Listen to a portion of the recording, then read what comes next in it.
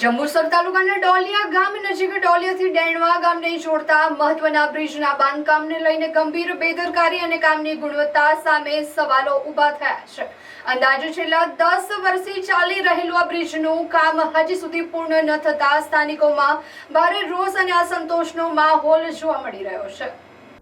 કરોડો રૂપિયાના ખર્ચે બની રહેલો ડોલિયાથી દાણવા ગામનો જોડતો આ બ્રિજ હજી સુધી જનતા માટે ખુલ્લો મુકાયો નથી, ત્યારે બ્રિજના નીચેના પિલરો જર્જરિત હાલતમાં દેખાતા લોકોમાં ભય અને ચિંતાની લાગણી ફેલાઈ ગઈ છે।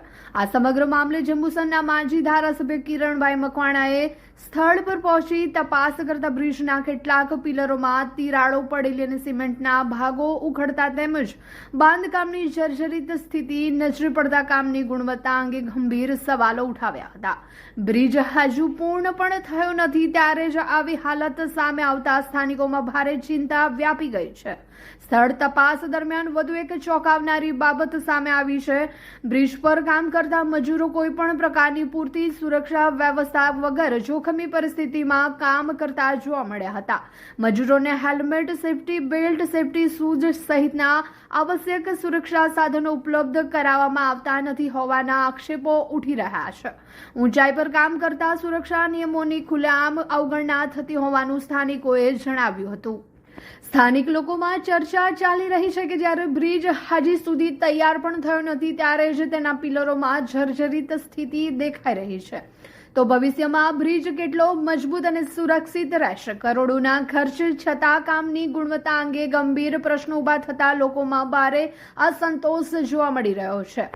ગ્રામજનોના જણાવ્યા અનુસાર આ બ્રિજ પૂર્ણ થવાથી ડોલિયા, દેણવા અને આસપાસના અનેક ગામોના લોકોને અવરજવર માટે મોટી સુવિધા મળવાની હતી, પરંતુ વર્ષો વીતી જવા છતાં કામ પૂર્ણ ન થતા લોકો હાલાકીનો સામનો કરી રહ્યા છે। હવે બ્રિજની હાલત સામે આવતા લોકોમાં ભયનો માહોલ પણ ફેલાયો છે।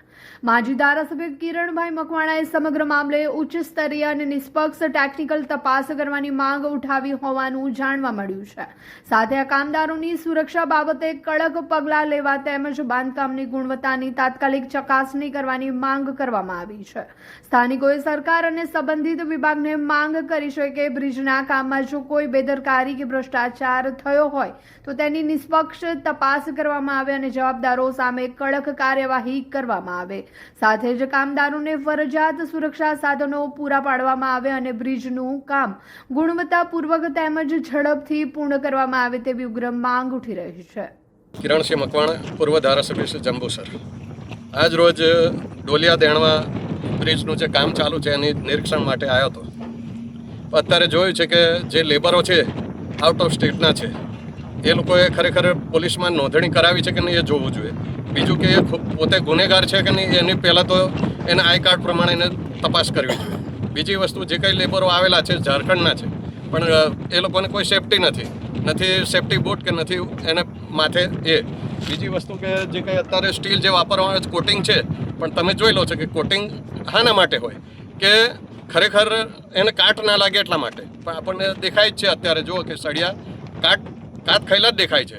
હું એવું કહું કે ખરેખર આ લોકોને ઉપયોગી આ બ્રિજ છે, ખરેખર વહેલી તકે આ બનવો જોઈએ, પરંતુ જો આવા ને આવા જ કામો થશે તો આ બ્રિજનું કામ મને નથી લાગતું કે મજબૂતાઈથી થઈ રહ્યું છે। અત્યારે પણ જે એનો બ્રિજનો જે પિલર છે એ જર્જરિત હાલતમાં છે। મેં જોયું છે કે એની ખરેખર જે એ હોવી જોઈએ સેફટી અને એનું ફિનિશિંગ હોવું જોઈએ, એ ફિનિશિંગ નથી અને વેઠિયાવાડ મતલબ વેઠ જ ઉતારેલી છે। એટલે મારો કહેવાનો મતલબ એવો છે કે ખરેખર આની મજબૂતાઈ થવી જોઈએ, લાગતા ઓળખતા અધિકારી આની ખરેખર ચેકિંગ કરવું જોઈએ અને આનું સ્ટીલ કયું વાપરે છે, કોટિંગવાળું વાપરે છે કે ખરેખર કોટિંગ આની ઉપર કલર મારવામાં આવે છે, એની ખરેખર તપાસ થવી જોઈએ।